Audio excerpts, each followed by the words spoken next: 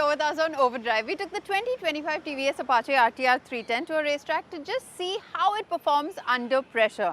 Now, with a more powerful engine with updated rider aids and improved handling, it's time for us to see whether it delivers on its promise of precision and power.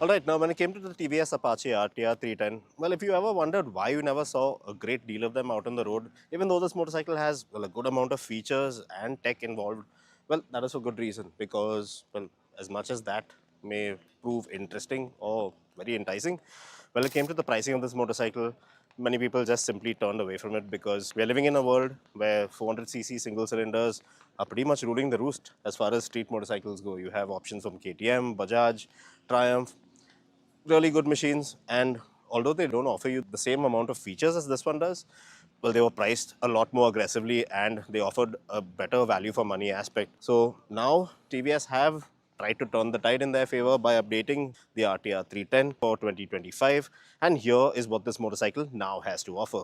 So visually, what all is new with this updated for 2025 TVS Apache RTR 310? To begin with, get these new knuckle guards. Second bit is the new clutch cover, which you can now see through. It looks quite funky and cool. I'll just show you how it looks once the motorcycle is actually functioning.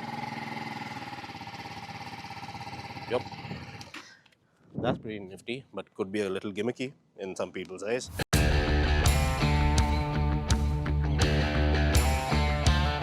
TVS have also thrown in sequential turn indicators onto this motorcycle, which now look quite nice. And as far as the overall design is concerned, well, that is about it with this motorcycle, because all of its external panels are the same as before, still leaving you with a lot to take in visually with this street bike. And although I'm still not a fan of the pillion seats design, I do feel that the new colorways that you have to choose from are a good refresh. I think that the bike looks exceptionally nice, especially with that Italian style split taillight unit and the new race-inspired satin blue paint scheme.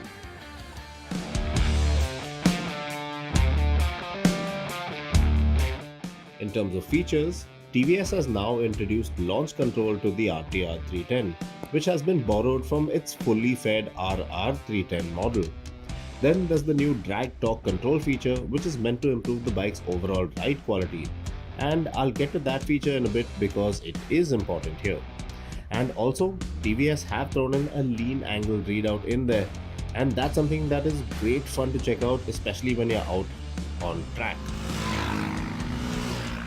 Now that last bit is part of the higher spec, more expensive bike menu. Still, even the base model of the TVS RTR 310 gets a good amount of features. Base spec model comes with a slipper clutch, adjustable levers, dual channel ABS, cruise control, traction control, drag torque control system, which is new, and rear wheel lift protection. While you'll have to shell out extra for that lovely bi-directional quick shifter. The BTO Dynamic Kit includes the fully adjustable Kayaba suspension system, the TPMS, a brass coated chain, while with the BTO Dynamic Pro Kit, well, that comes with features like keyless ignition, launch control, cornering traction control, cornering ABS, wheelie control, and slope dependent control. For our test out here today, we were given the bike in the Arsenal Black colorway with the Dynamic Pro Kit on there, so as to get a chance to check out what these upgraded electronics actually do for the bike, especially out at the pacey coast circuit out here in Coimbatore.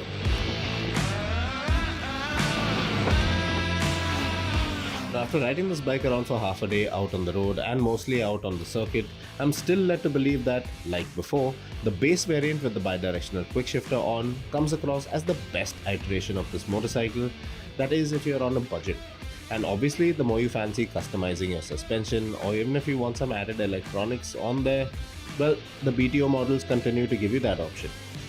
Now, another very welcome change with this motorcycle, well, this updated one at least, comes in the form of engine refinement. Now, something that you'll really appreciate about this motorcycle is the fact that TVS have in fact changed the piston and the rings of this motorcycle. They have added a new forged piston and obviously some new rings in there as well. and your throttle transitions on and off are a lot more smoother than before.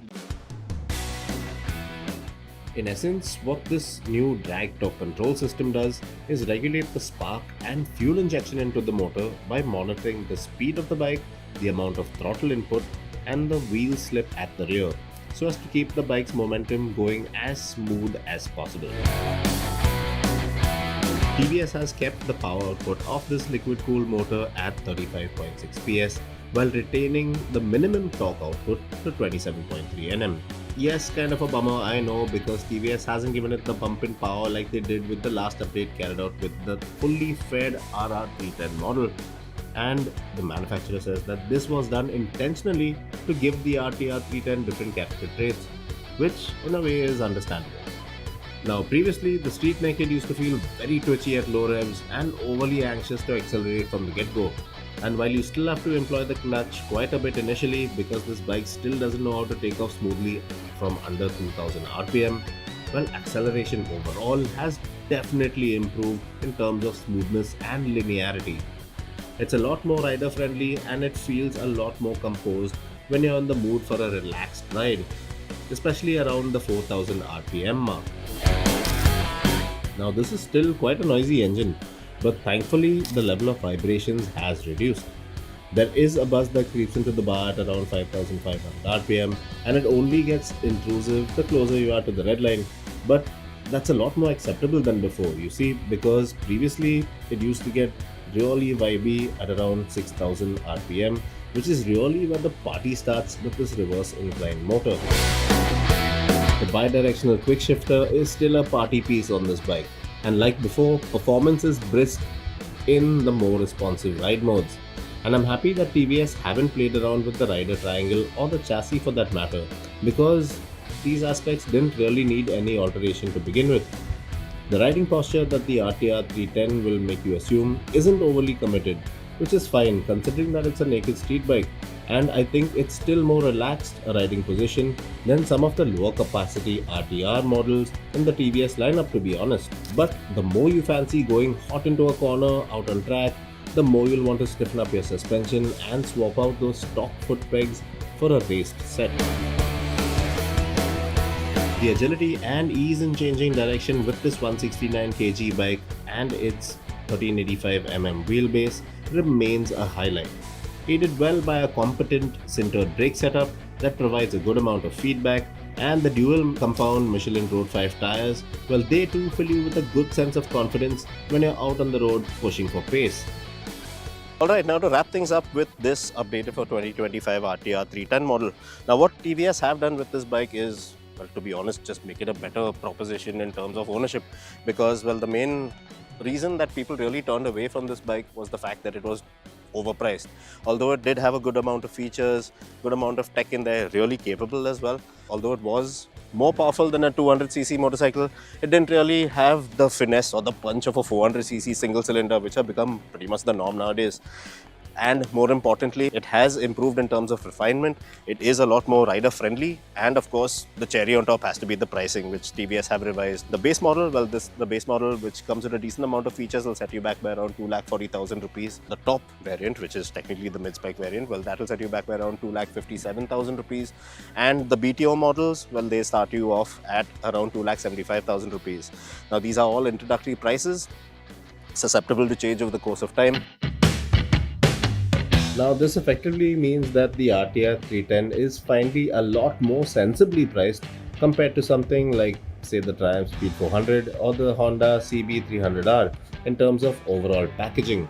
But how the market responds to this 310cc motorcycle that's punching above its weight in a country that's currently overwhelmed with a variety of 400cc single-cylinder gems is yet to be seen. And what is really nice is the fact that TVS haven't really mucked about with what this bike was meant to do, what people appreciated about the bike, and they have made alterations to, well, aspects that this bike seemed to be falling short on.